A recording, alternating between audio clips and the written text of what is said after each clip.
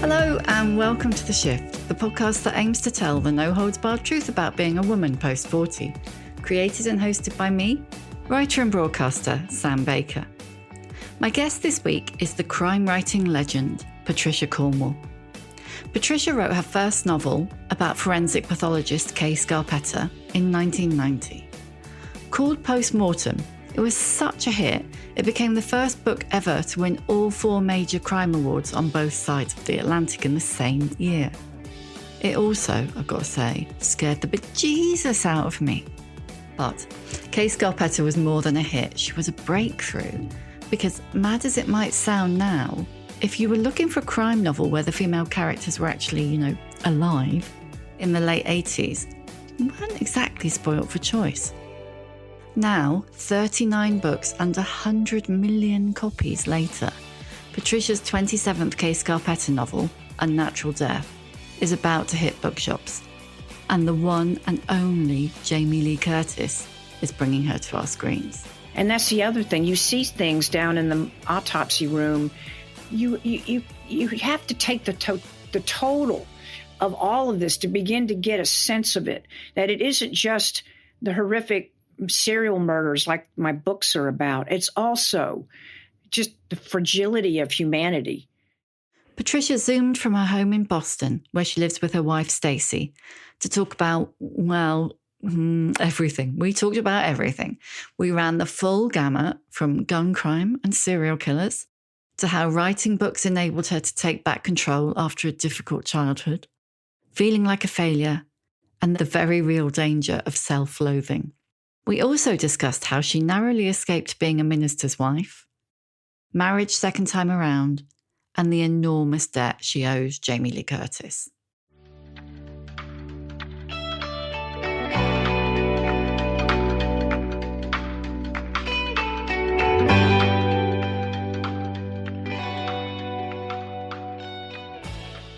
What room are you in? It's amazing.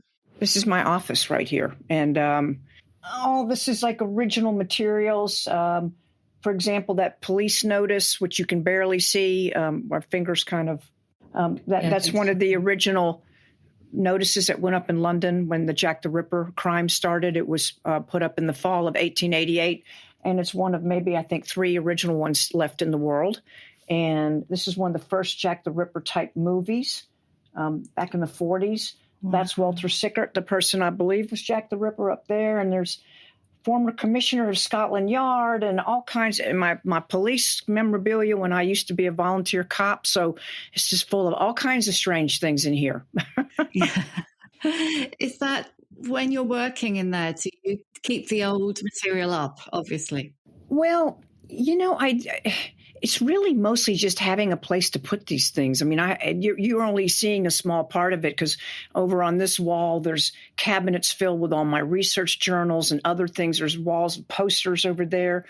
In the bathroom over there, I have a pair of Queen Victoria's knickers that I bought on auction that are in a lovely shadow box. There's things that I just sort of collected or are from the past, and I don't really look at them all that much when I'm in here. I kind of I go into my zone with the computer, but it's nice to have these things because you're right. I mean, it does remind me of the context of things, when, you've picked up this or what year was that, or, there's a yellow brick, this yellow brick that when you run the yellow brick road at the FBI Academy, it was an obstacle course. They would award you this yellow brick. Oh, wow. And so I remember running that thing and getting a big old rope burn on my hand from the obstacle course and having to go to the infirmary. But that was, February 16th, 1992. Were you doing that for research? Yes. From the very beginning, I was, hanging out in these places and trying to learn. And, I started out as a journalist. And the first thing I learned in journalism is no matter what anybody tells you over the phone, the story's going to change when you show up. You never know what you're going to see. And what someone's telling you may not be the story. It's what's going on over there that they're not telling you. And so that's always been important to me. And today I don't write about things that I don't know anything about. If I have to either do some research in it or have to have done it before. Like in this new book, I don't want to overinflate this because the book is not about Bigfoot, but there is Bigfoot, you might say, has a cameo in it, and is a suspect for a while, although the poor creature didn't do anything wrong. But even something like that, if I don't believe it, you're not going to believe it. So I have to do the research. I have to listen to the 911 calls. I have to look at videos. I have to talk to whoever the experts are or people who have been out on these hunts for these creatures and find out what's this all about and what does it mean. And that's just how I've always done things. Was it your journalism training that made you like that, or were you just like that from the get-go? Well, I think I was like that anyway, and that's probably why I took to journalism, because I remember, for example, when I was in college and I was doing a paper on a place called Black Mountain College, which was part of the Bauhaus movement back in, I think, the 40s and 50s maybe, and they had this place in Western North Carolina. That's Black Mountain College. You can read about it. It was a famous bohemian kind of place, and I decided to do a term paper on it. And I went to, because I was from around there, and I went to the little local library and looked up stuff. But the big thing I did is some of these people like Allen Ginsberg, the famous poets and people like that, some of them were still alive. And so I thought, well, I'm just going to write them and I'll ask them questions and see if they answer me. And I was shocked that some of them did. I couldn't believe it. I still can remember Ginsberg's because it was every other word was profane. There was then when I started at the Charlotte Observer, my job was to update the TV magazine. I didn't get hired as a reporter, but I was also assigned things if I were willing to do them, like book reviews. And I was friendly with the book reviewer. And so one day she handed me a book that was by Dee Presley, Elvis Presley's stepmother, I believe it was. It was called Love Me Tender, I think, as I still remember this. But it wasn't enough for me to read that book and write something about it. I had to track her down. I ended up interviewing her over the phone. And when I got back to the newspaper, I told the book reviewer, I said, oh, what's really great is I actually talked to her. And she said, you did what? She said, you're not supposed to talk to these people. You're just supposed to review their books. And so to answer your question, I mean, I think I've just always been this way. So let's go, if you don't mind, let's go right back, because you had, I mean, let's just say really tough childhood, didn't you? There were things about it that were really tough, but I have to tell you, I don't know anybody much that hadn't had a lot of stuff in their childhood. I mean, by today's comparison, when I see what's going on in the news and the kinds of horrors that just happen on a regular basis, my childhood seems increasingly idyllic. There were times of loss and sorrow and hardship, but nothing so terrible, because I was in a small town where I may not have agreed with a lot of the very strict religious principles some of these people had, but by and large, they cared about their neighbors, and it was a safe place to be, especially if you didn't have a whole lot of parental oversight. And so it's funny, people ask me sometimes about being famous, and of course I don't feel all that famous, but assuming that I am, what I would say to that is, if you grow up in a town with 200 people, you've always been famous, because I couldn't do anything without everybody knowing about it. Was the town literally that small? Yes, it's a little town called Montreat, and it's a mecca for the Presbyterian Church. So in the summer, there's thousands of people that come in, because it's also a mountain resort area. But in the rest of the year, just the residents, it's like 200 people. And, there was nothing. You had to go to the next town for shopping. There was a little country store, tennis courts, and things to do. I played outside all the time, but everybody knew each other. And I'm actually quite grateful for that, because I don't think that people know each other much anymore. And I think it was a pain in the tail in many ways. When somebody's watching what you're doing and calls your mother. Yeah. Oh, she ran through my daffodils again. That's the thing, isn't it? When you grow up in a small town, you just can't wait to get away from that stuff. But as you get a bit older, you start to appreciate it. Yes, I mean it. But most of all, hopefully you learn some kind of empathy, because you're aware of what's going on with your neighbors. When someone's sick, when somebody's died, when someone's lonely, you know that you should go take them a little Christmas tree and make some ornaments for them because nobody else is going to when somebody was elderly and a shut-in, or bake them cookies. And all these things are small town acts that I grew up with, and it was just a natural thing to do. And I'm glad that I had those experiences, because I think if we all will walk through this world and look at the life in front of us, what a different place it would be. That's so true. I mean, I noticed when I was reading Unnatural Death that Kay Scarpetta has got slightly more gentle. She's always had a lot of empathy, and particularly manifesting through food. But there's a scene quite near the beginning where one of the characters' wife has dementia, and she's worrying about how he is and how he's looking after himself and how she's going to take him some pasta round. And you've grown up with Kay a bit. As Patricia softened too? Oh, I think I think so. I think it's like a river stone. You get worn a little smoother with the years, or you should. And we live in such a different world than the one I started out in. Back in the 90s, which now seems like the 1890s, the more I say that, it was, the whole notion of serial killers was something new and very Silence of the Lambs, and people were fascinated by all that, and the gore was an acceptable part of it, the graphic nature of it, with the early books that I wrote in particular. But I don't think that we're as tolerant as a lot of this now, because watching the news is hard enough. The world is so destabilized, our societies are so destabilized, and everything is so scary that I changed the tone of things. It's just an instinct. And what I always say, that a little, it can be a lot. You can say a lot by saying a little. And I try very hard with Scarpetta. You're really clear on what she's seeing, and you get what's going on, but I don't have to rub your face in it. And I don't want to rub your face in it. And she doesn't want to either. But she doesn't pull any punches either, because death isn't pretty and violence is terrible. But yes, I do think that there's a softness and more of a compassion. And I think that she has more of an inner sadness that as she looks at what's going on in the world. In her early days, and mine as well, there was no such thing as these mass shootings. And now they're every day in this country. And you realize these poor medical examiners, you're dealing with 10, 20, how many bodies that are the destructiveness just unbelievable because of these high-powered assault rifles. And nobody's ever seen anything quite like this before. It's like we all are living in a war, but a war that we don't really know who the enemy is. And the worry is that it's us.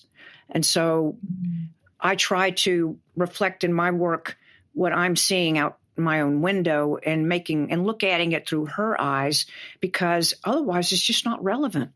You don't have to dwell on it, but you gotta acknowledge that there was a pandemic, and that there's, Ukraine and all these things that are going on.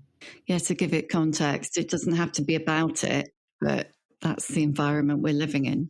So, I mean, cast your mind back 33 years to when you first created Scarpetta. What were you setting out to do?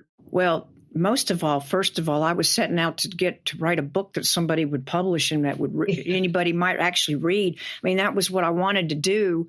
I decided that in college. It wasn't the first thing that I aspired to do in life. And then, I kept writing books that nobody wanted. But I was doing all this research because, I'd done really well as a crime reporter. So I thought I'll write books about crime. And I'd also written a biography. So I thought, what if I write books about crime? And I went out and bought a few secondhand murder mysteries because I'd never read any. I mean, I never read things like that when I was coming along. And I created this character, Scarpetta, because I got to meet a medical examiner and spend time in the office in Richmond, a woman. And it just started out as a minor character with me just trying to figure out what I was doing. The main character was more of a poor man's P.D. James main character. His name was Joe Constable. What a terrible name. But each book, Scarpetta became stronger and stronger as the books continued not to get published. And then finally someone suggested, your best character is that woman medical examiner. You ought to make her the main character. And that was Postmortem. But when I set out to do that, it was really scary to me because I didn't know that I didn't feel capable of walking in the shoes of someone like that. And I put on her shoes and I tried to imagine, after being in the morgue 6 years by then, I thought, what would it be like if these serial killers were going on in her city, just like they are in this one right now? Because I was working there when these horrible murders called the South Side Stranglings began. And everybody was terrified. And I remember my medical examiner friend going through that and sealing the cases, and she wouldn't let anybody see what was going on because it was all so high profile, and the FBI and everybody was getting involved because there were like 5 or 6 victims already. And I just thought, what would Scarpetta do? Because I watched my friend.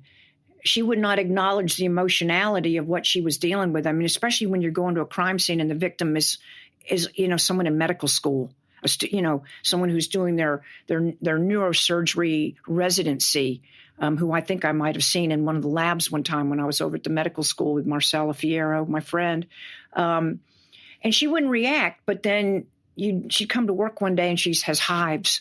You start seeing the emotional toll this takes on people and I saw it with myself, where I would be all calm and cool and collected, but then I'd be in my bedroom and something caused a vibration. I remember this, and a pair of nail clippers fell off the side of the tub, and I heard this loud click in the bathroom, and my heart went through my head, because this is when these murders were going on, and the guy was climbing through people's windows, and I was in an apartment that didn't have an alarm system or anything. I promptly had a lock put on that door and went out and bought a gun and learned how to shoot. Wow. But I can remember things of how easily I would be startled, because, you go down in the morgue and you see someone who's had the worst thing imaginable done to them. And this is over and over, and you just take it in stride because it's what you're supposed to do. I'm scribing for them and down there in the morgue every day. I didn't realize how much it was affecting me and I have this happened to Scarpetta because it happened to me. I was leaving the office one night, it was after dark, wintertime, street lights on. And as I drove under a power line over the road, the shadow of it crossed my windshield. And I jumped in my seat, just jumped.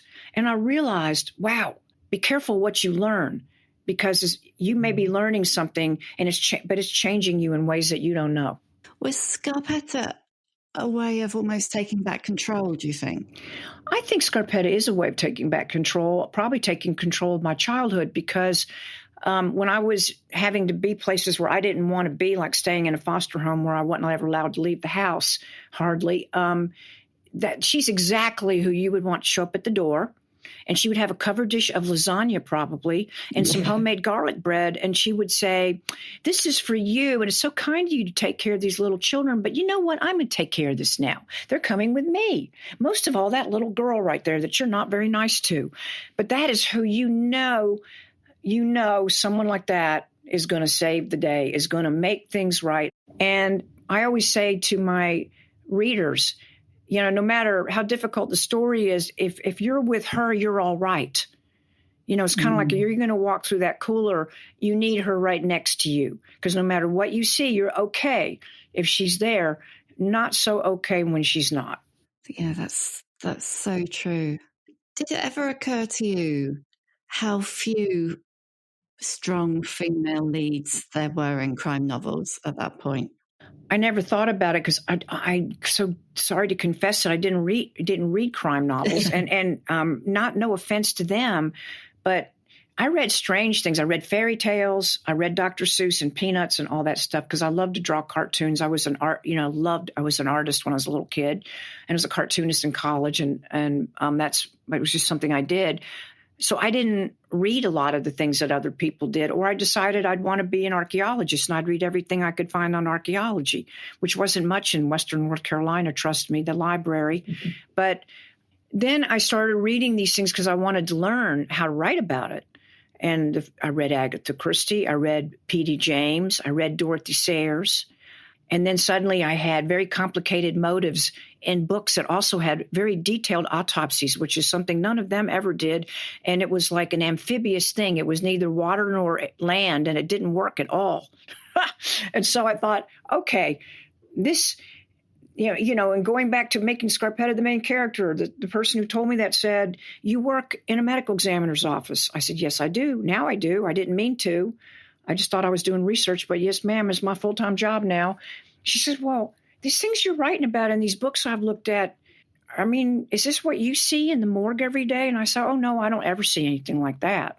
I mean, the books, one of the titles was The Stick Doll Murders. Does that sound like something I see in the morgue? No. It's an artificial algorithm, the mystery, the whodunit. But at the same time, it's a very complicated mathematical thing. And when it's done well, like Agatha Christie, it's like a Rubik's Cube. It's a brilliant equation. And I had to learn the difference between that and doing something that's more procedural driven to show people what it's really like from the time that body is on that floor and these people show up to when it's removed and taken to her office and ends up in all the labs upstairs. What's going on there? And that became my algorithm.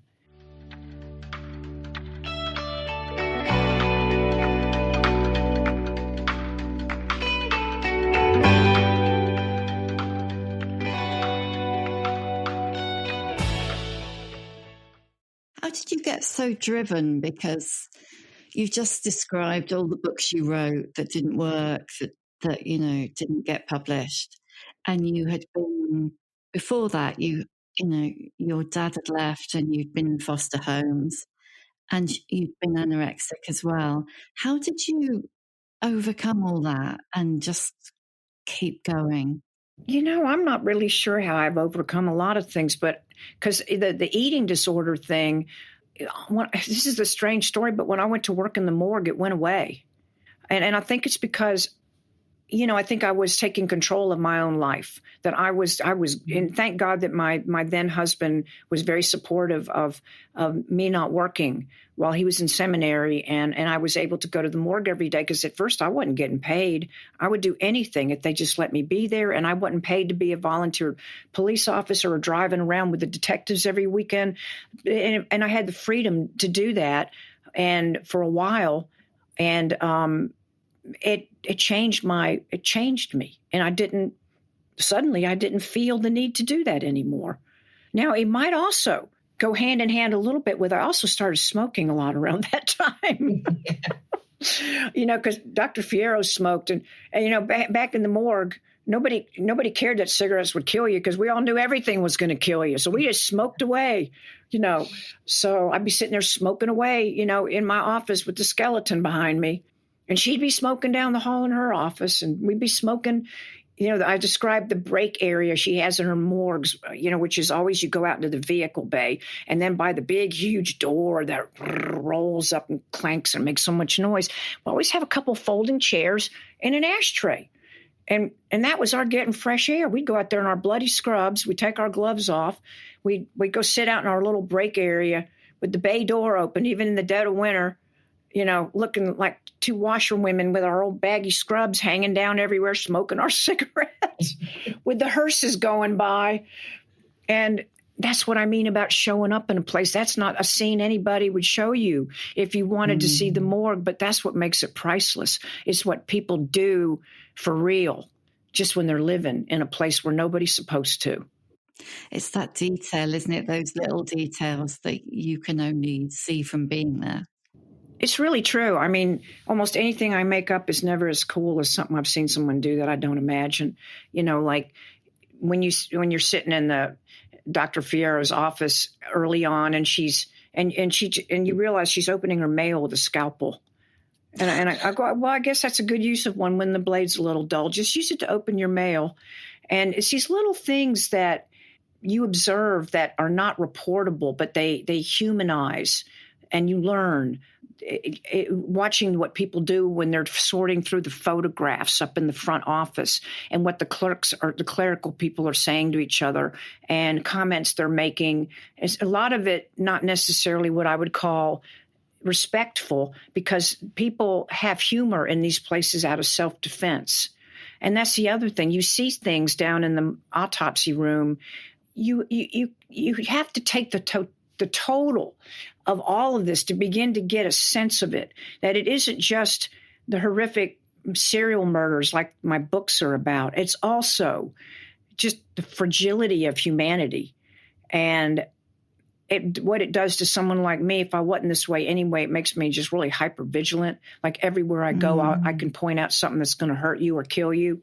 It's awful. I mean, people we laugh about it, but it's, I want to know these things because you should know it. Seeing things that you go, oh my God, that's a terrible thing just waiting to happen. It could be a truck going down the highway and the way something is not tethered properly on the back of it. It could be anything that I see as potential. But how do you even leave the house?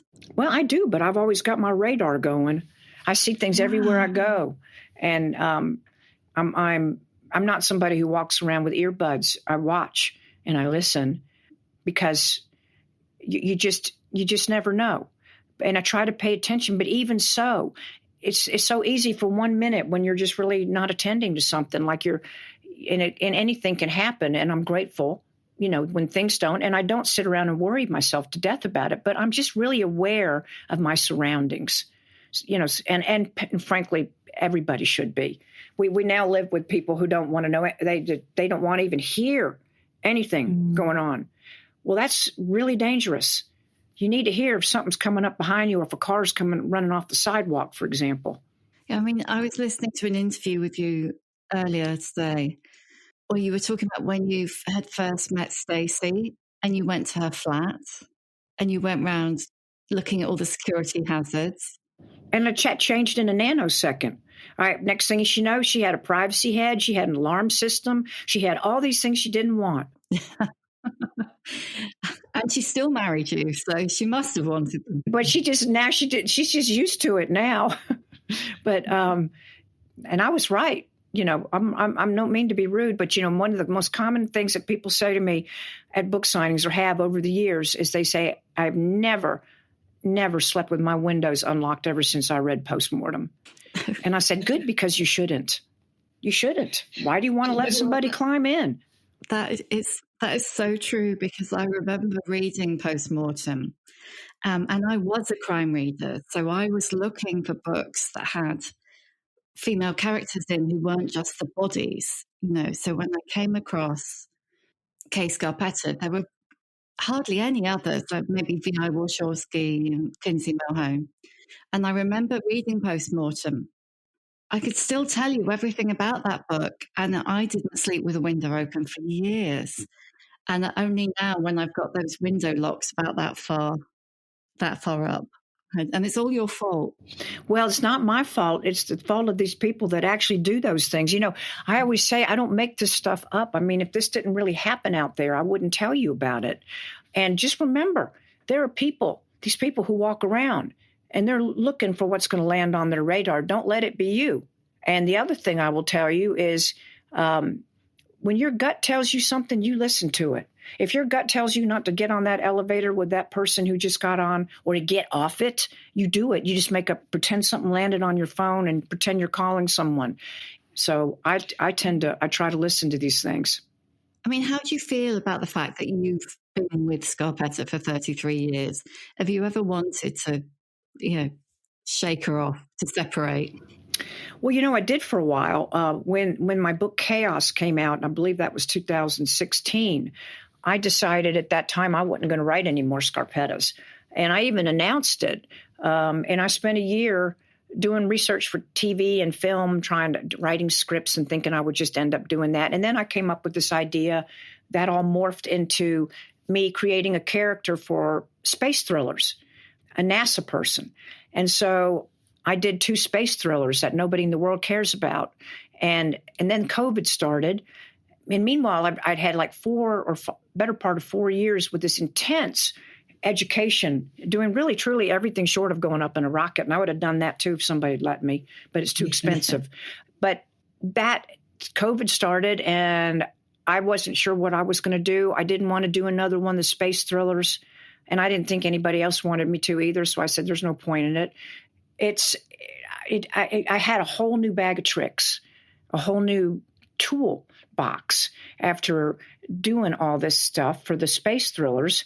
What's really sad about it, though, is that Captain Callie Chase, I left her 22,000 miles above the planet. She's still orbiting up there in the geosynchronous belt where all the satellites are. And it's been several years now. And it's like, I can see her like this at the window. Hello. Could somebody please bring me back to Earth? And I just tell her, if we make a TV show, I'll get you home. But until then, it's out of my control. Oh, Poor Callie. Why do you think it's taken so long to get Scarpetta on TV? There was never a script that worked. Nothing ever. I mean, I have these wonderful options with these huge studios, and you talk to these famous people. It just somehow it never fell into place. It never worked. And I kept saying it's almost like she would get you close and then she would run back home. And she said, I'm not having any part of this.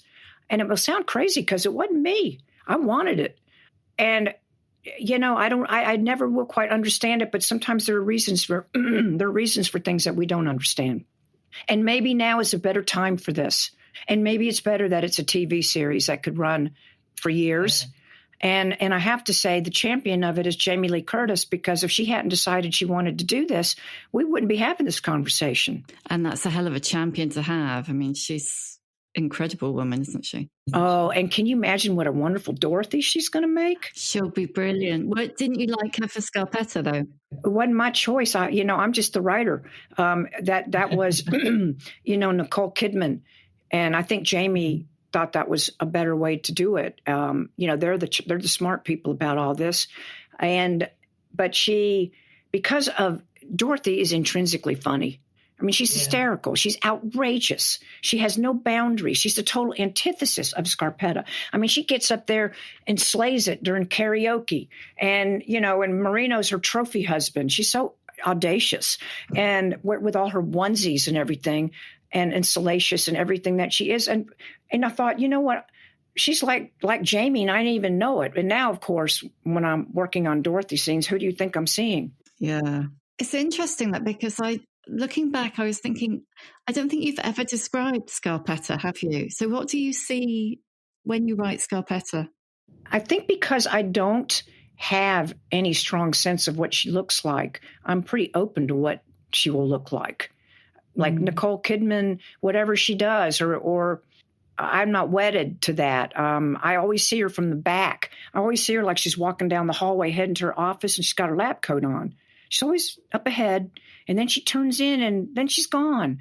And or I see her lab coat hanging on the back of the door, like she'll be back in a minute, but she's not there. And I've always thought that's how it'll end someday. People say, "Are you going to kill her off?" I always say, "Never. I'm not killing her off." But she might kill me off, and at that point, it will just be an ellipses, and you'll just hope you see her lab coat hanging in that office, and she'll be back. And she probably will. I may not be, but she probably will. That's so interesting. I can just see the lab coat just hanging there. I want to ask you a bit about getting older and how you feel about that. And I kind of noticed that you were 50, weren't you, when you married Staci? What was it that made you decide to get married a second time after? Because it was quite a while, wasn't it, after your previous marriage? Yeah. Oh, yeah. A long time ago. I mean, the first time I was married was 1980 and separated and divorced in around 88, about the very time I was writing Postmortem, as a matter of fact. And so, yes, it was many, many years later that I met Staci in 2004. And it wasn't, that was an easy decision when you meet somebody that you really think you want to spend the rest of your life with.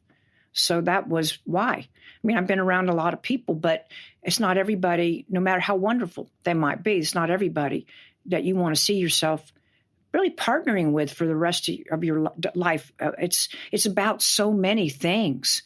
It's two people that together should make each of us better and be facilitative and be most of all really wonderful friends, because it's a lonely, hard world. And so it had nothing to do with my age that I was aware of. I mean, at 50, I still felt like I thought my 40s and 50s would go on forever. I never thought that was going to end. And then I hit my 60s, and it's like somebody turned it up to full speed and said, "Oh, now it's going to go really fast." And I say, "But now is when it shouldn't. Now is when it shouldn't. It should have before I was 16, when school took forever for the bell to ring every day, right? Yeah. Now it's 3:00 before you've hardly gotten started." It definitely does feel like it speeds up. How is it different, the being first marriage versus second marriage? Well, there's really nothing that's similar. Seriously, for one thing, Charlie and I, and we're still good friends. We had a very different kind of relationship. He was my professor in college and is 17 years older than me, and so I mean, literally, I was 19 when I first met him, and that was a very different power dynamic. And when it didn't ultimately work because, and it wasn't his fault really. He was very traditional in many ways and expected that when he needed to move, when he went from church to church because he thought he wanted to go into the ministry, leave, teaching and do that. I was expected to move with him, and I did. The first time I gave up my journalism career to do that, went to Richmond. And did a biography and then started doing the crime novel research. But then when it was time, he wanted me to move again, which was about 1988, the year we got separated. I said, I can't do this again. It took me 6 years to get going. Now I'm a full-time computer programmer for the statewide medical examiner's offices. And I'm writing a book that might work this time. I can't do this. I'll catch maybe. And that just was the beginning of the end.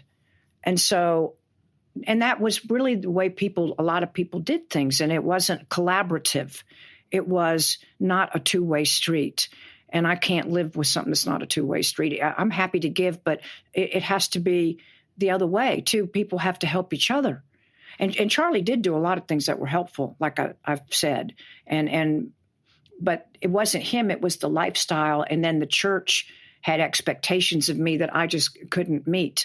They told him basically, if you can't get her to move where you want to go within like 4 weeks, you really should probably divorce her and do it now before it's a bigger deal. Do it now before you actually land a big job. So that was the advice that the elders gave him. And that's what happened. I'll get rid of her if she won't be obedient. So the irony is, the irony is he didn't even, after a while, he didn't want to be a minister anymore. He decided not to even do it. So it was all for nothing, really. But that was not going to work for me to go, a minister's wife? I spare everybody that trauma. They don't want me as a minister's wife. I mean, knowing what we know now and with all your books and everything, that just sounds crazy, doesn't it? I would write children's sermons and get up in front of the congregation, and all the little kids would come up and I would read these little stories to them. I mean, I tried to contribute, but at the end of the day, I wanted to be riding with the homicide detectives, and that's what I wanted to be doing. Did you feel like you were living someone else's life at that point? I felt like I was doing a life by prescription. And even my friend Ruth Graham, Billy Graham's wife, that's what she said I should be doing because that's what she did. And, my job was to go wherever my husband went. And I tried it, but it just didn't work. I'm not that person. I was told to do things, and my mother thought so too, get married and have children and find a wonderful man, all of which I think is fantastic. But that was not really what I wanted my raison d'etre to be. I started out my fantasy being a professional tennis player.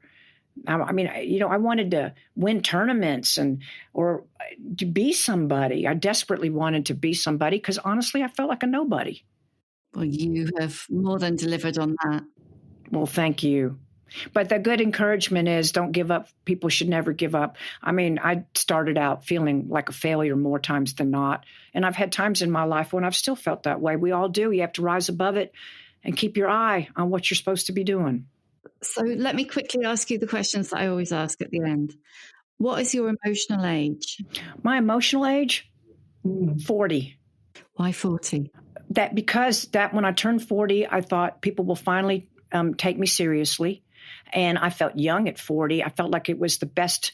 I felt like I was really coming into my own, and physically and in every way that I was at my very best at 40. And, so not my 20s. And 40, I started having a little bit of common sense, not as much as I would like. I have much more now. But so if you give me my 65-year sensibilities at age 40, now that's a person that would stay out of trouble. Yeah. Can you give us a book recommendation? Well, yes. If you like biographies, try Staci Schiff's Cleopatra. If you like Scarpetta, you will love Cleopatra because now that was a dynamo. I mean, what a woman, what a powerful, powerful woman who was basically ran the whole ancient empire, What advice would you give younger women? Don't be afraid of anything. Be guided by your inner strength and not fear, and be who you think that you are, not who people tell you that you are. And it's a process. But most of all, love yourself. The most dangerous thing ever is self-loathing. Don't let anybody ever make you hate who and what you are, because you will become a bad person, and it will ruin your life and those around you. What point do you think you learned that for yourself? I think I've learned it most, believe it or not so much by looking at myself, because I don't think I've ever had self-loathing. I do remember I got mad at myself when I'd miss easy tennis shots. And I'd feel tremendous self-hatred for a moment, but I don't think I ever really hated myself or who and what I am with all flaws. I mean, but I've seen people who have self-loathing, and they are dangerous people. Love thy neighbor as thyself. The opposite of that is you will hate your neighbor as you hate yourself. So do not ever go down that road. What's your superpower? My superpower is believing in something bigger than myself, and having faith that it guides me, that I'm here for a reason, even if it doesn't make much sense to me. And that's my superpower. That keeps me going, because it's not, I feel like I must, and I should, and I want to. And last one, how many fucks do you give? How many what? How many fucks do you give? How many? You mean that word? Yeah, that word. How many of that word do you give? About anything? About anything. Well, I give a lot of fucks about a lot of things, and there's some things I don't give a flying fuck about, and probably some of the things that people might think I find really important that I don't. My most meaningful time is when I'm alone and feel like I'm telling the story that I'm supposed to be telling, as opposed to, when you're on a stage with people watching you, or on primetime TV or whatever, all the glorious things that I never thought I would have. But what I've found is that what I really give a fuck about is what I'm doing, and not what everybody else is reacting to it, even though I care. That's pretty much what my focus is the mission. Thank you, Patricia. I've never gotten that question before. I said, did she really say what I think she did? Yeah.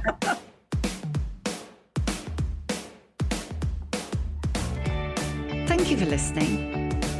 If you loved this episode, you might also like my conversations with Barbara Kingsolver and Val McDermott. You'll find a link to them in the show notes. You can hear a new episode of The Shift each Tuesday, wherever you get your podcasts. If you like what you hear, please do rate, review and follow, because it really does help other people find us. If you'd like more of The Shift in your life, head over to theshiftwithsambaker.substack.com and sign up for weekly newsletters, podcast extras and more.